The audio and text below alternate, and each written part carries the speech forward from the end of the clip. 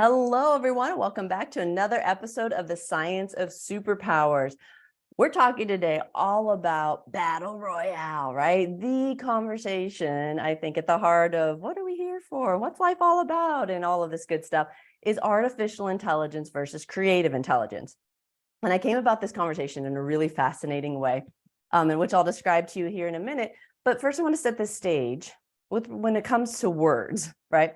And how we understand words. And you've heard me say before that we operate on different planes of existence. And so this whole geolocating yourself in time and space, very, very, very, very helpful technique to learn how to use, because the material realm operates at one pace, right? The virtual realm operates at another one, and the vibrational realm or quantum realm, subtle realm, nuanced realm, whatever we want to call it, operates at a different pace.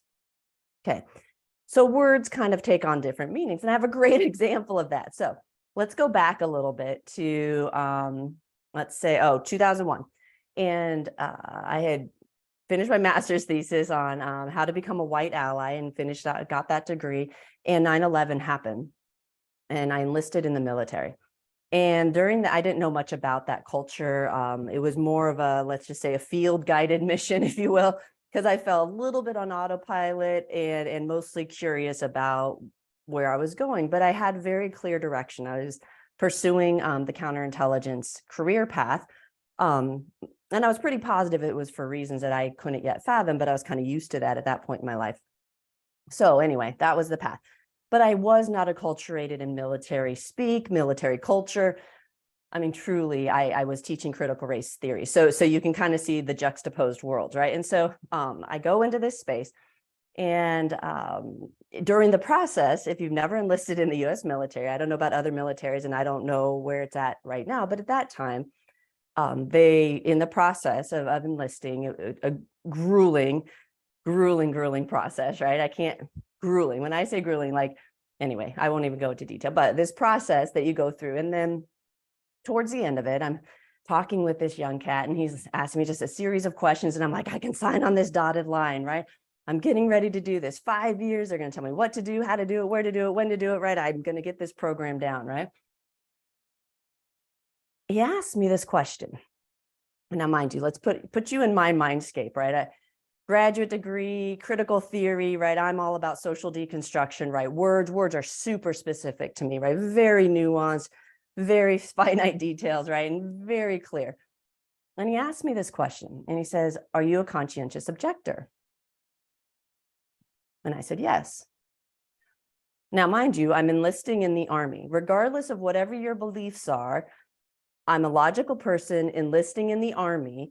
And I'm clear that part of the Army includes things like weapons and orders, and that sometimes people die. And I was clear about that. That was a game I was very clear I was joining to play, regardless of your beliefs on that or mine even at the time, that I was clear about. I'm very clear. I was clear that solid in my mind. So I answered yes. And he looked at me. And he goes, you are? And I said, yes. He goes, are you sure? I'm like, I'm very clear that I am a conscientious objector. He goes, you're really sure? And at that time, I'd had enough training that I'm like, something's not flying. This is not the normal response he gets. And that seemed weird to me, right? And I said, if I am going to object to something, I am going to object conscientiously. Therefore, I consider myself a conscientious objector, right? He's like, that's not what that means. I was like, what do you mean that's not what that means? Look at those two words. I just put them together. That's exactly what they mean, right? All right. So if you don't know what that term means, it means somebody who, with given certain orders, objects on moral grounds, right? That feels like perhaps they might have, I may be butchering the definition, so I apologize. But my understanding of it was that, would feel like, if given particular orders, they may have to disregard those orders because of moral, religious, philosophical beliefs. Okay, that's my umbrella definition. When he explained that to me, I looked at him, I'm like, why in the world would I be enlisting in the Army if I already knew that about myself, right? That just doesn't make any sense to me. So we got through that little snafu, but it was a great little moment in my life of another example of where words just don't mean the same thing to everybody. And if you're not acculturated in that particular subgroup, it's confusing, right? And so let's keep that in our minds as we fast forward to why we're having this conversation today on artificial intelligence and creative intelligence. So we're in the process of our feature on celebrating the men of co-creation. And oh my goodness, if you don't want your space wholly energized, don't invite co-creative male energy into them, right? These men are on fire. They're on fire for life, for discovery, for humanity, for what's possible right there. They're doing great things. And you fire up some of these conversations and you're jazzed, right? And so